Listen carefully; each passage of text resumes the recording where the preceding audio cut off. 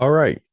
So, not too long ago, I came across several discussions online regarding the cardinal directions and which element is associated with which point inside the ritual circle. Now, ultimately, there were people who disagreed with the traditional alignment and wanted to know if they could change the order. Now, many people gave their reasons why they should not be changed, while others gave their reasons for them to be changed. I believe I even recall certain individuals who are looked to as authorities in the magical community, which I will refrain from mentioning their names, that suggested people change the order to fit their needs. Also, for the purpose of simplicity during this video, I am only going to be referencing the most common correspondence to the elemental directions, which are air in the east, fire in the south, water in the west, and earth in the north. Now, different traditions may place these correspondences differently, and I will leave that to you. So, at this time that these conversations were taking place, it made me begin to wonder about this myself. Now, the result of these conversations I kept attention to had basically come down to two results. First, do what feels right for you, which to me is not the right course of action. Just because something feels right doesn't mean that it is. It can feel right or good all day and not be the correct course of action. Changing the correspondence in your practice based on how you feel is no different from claiming that the color black represents love in your practice because you feel that way. You can feel that way, but colors like herbs and stones have their correspondences. However, I'm sure that there are some who will disagree with that statement, but that is not the purpose of this video. Then the second justification was to change the correspondences based on your personal geographical location. So basically, if you live in an area where there is a body of water to the north of your location, then place water in the north. This made much more sense to me rather than the first, but it still didn't feel like a valid justification. Now, for some, these may be all the justifications that you need to make changes to the way that you've been doing rituals for years, but it would take a little bit more than that for me. However, at the same time, it doesn't make sense to me. I want to understand it before I continue to use it.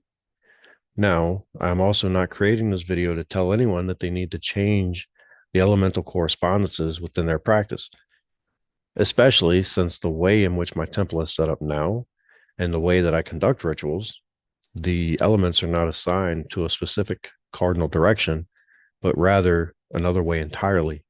So, what I'm going to share here is the rabbit hole that I went down and what I had experimented with some time ago and why. Now, as these debates were taking place, I began my own deep dive and research into the matter. One of the first things that I looked at was the location of the elements, specifically in conjunction to each other.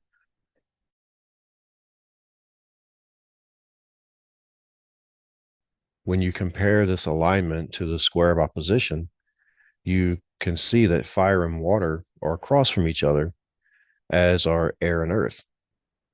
This is because of the qualities that each element has and shares with the element next to them, which allows one element to be transformed into another. So for those who do not know what the square of opposition is, or need a refresher, this is it. The elements are aligned, and in between each element, there are the qualities that make up the elements themselves. The central axis of the square is the active qualities of hot and cold, the electric and magnetic, while the horizontal line represents the passive qualities of moist and dry. Now, when looking at the qualities of the elements themselves, there is one quality that is dominant. So looking at this, we see that the dominant quality of fire is the quality of heat. The dominant quality of air is the quality of moist.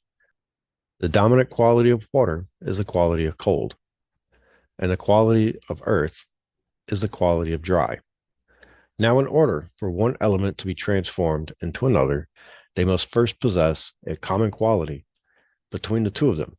For example, water can be transformed into air when it is acted upon by a larger quantity of air. When the air's heat overpowers the water's coolness, but the moist quality is retained. This process can also be reversed in the same manner. However, it is not possible for an element to be transformed into its opposite, since they do not share common quality, before first going through the element in which they do share that common quality with. So back to the topic at hand, when we are calling energies into our magical circle, we do so in a clockwise or deosil manner. Also, traditionally, you would begin in the eastern direction with the element of air going clockwise to the south to fire, west to water, north to earth, and back to the east. This made me think, would it not make a bit more sense to go in an order that is aligned with the square of opposition, since the square of opposition represents a natural flow of energy? Next, I looked at the elements as they are attributed to the seasons of the world around us. Now, when the elemental correspondences are compared to the square of opposition, they align to the same order, with spring attributed to air, summer attributed to fire, autumn attributed to earth, and winter attributed to water. This alignment places the active elements of fire and water across from each other, and the passive elements of air and earth in between. So if you were to begin with the element of air and go in a clockwise manner, it would simulate going through the seasons. I continued by looking at the most common elemental associations to the pentagram, which places the element of spirit on the top point, the element of water at the top right, the element of fire at the bottom right, the element of air at the top left, and the element of earth at the bottom left. So if you were to trace the pentagram in a clockwise manner, beginning at the point of spirit, you would reach fire, then air, then water, and then earth. At this point, it seemed that there should be a logical order to this, especially since we are manifesting our intentions through ritual, or whatever your purpose may be, that you should be following some type of flow, which now raises the question of what element to place in what cardinal direction. Now, when I began looking at this, I recalled watching a video on YouTube by Foolish Fish where he discussed the archangels and the direction of the elements in the lesser banishing ritual of the pentagram, or the LBRP for short, as it is known. What he had done through his exploration of the archangels and the elements associated with them was to switch the elements that are associated with the archangel Raphael and Michael. He had changed the elemental association of Michael from fire to air and Raphael from air to fire.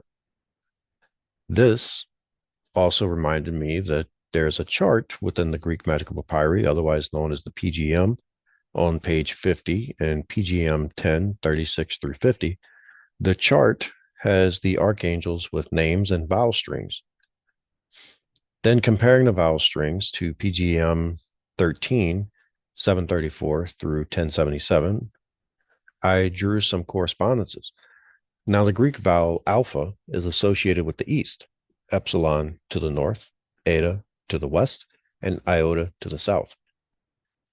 The string of vowels found in PGM 10, 36 through 50 for Archangel Michael are in the following order: alpha, epsilon, eta, iota, omicron, upsilon, and omega. Since the letter alpha is first, I associated Archangel Michael to the east. Following this logic, I associated Raphael to the north, Gabriel to the west, and Suriel to the south. But this didn't solve the matter of the elements themselves.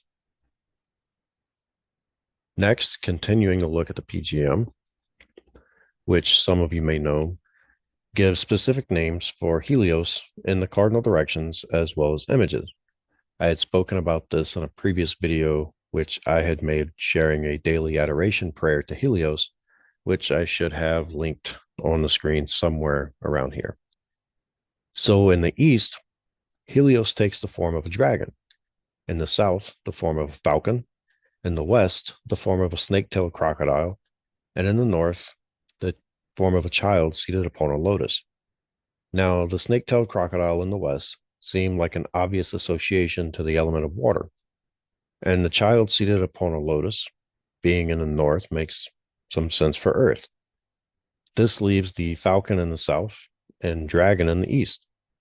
I can see how the falcon would be associated with fire element when compared to other birds, as it is a bird of prey. However, a dragon holds a much greater presence of fire in my mind, as I'm sure it does for most people who grew up hearing stories of dragons. This gave me the changes of placing the elements of fire in the east and the element of air in the south. Now, this produced the same alignment as the square of opposition, beginning in the east with fire, air in the south, water in the west, and earth in the north. Although this configuration may be opposite to the flow of the seasons, however, it does flow in the direction of the dominant qualities of each element, and when dismissing, working in a counterclockwise or Widdershins manner, we flow in the direction of the seasons and of the natural world. This is the order that I began using within my practices before changing to the method that I use now. But as I stated before, I'm not telling you that you should change the way you conduct your rituals. I am rather saying that there is no set in stone order. If you are following a specific tradition, then this is already laid out for you by those who came before you. But I will say that you should not be afraid to test or experiment. Before I switched to the method that I use in my rituals now, I had changed the elemental directions to that of fire in the east, air in the south, water in the west, and earth in the north. So if anyone else is using that order, why did you come to that? And if anyone tries it, let me know how it works for you. But if you have a completely different elemental order, I'm curious to hear what it is and why it is that way for you. So before I end this video, I also want to thank everyone who watches or listens to these videos, as it's been a little over a year now, and we are about to hit 500 subscribers. So thank you. If you aren't subscribed and enjoyed this video, be sure to subscribe to the channel and hit that like button. So until next time, Salase.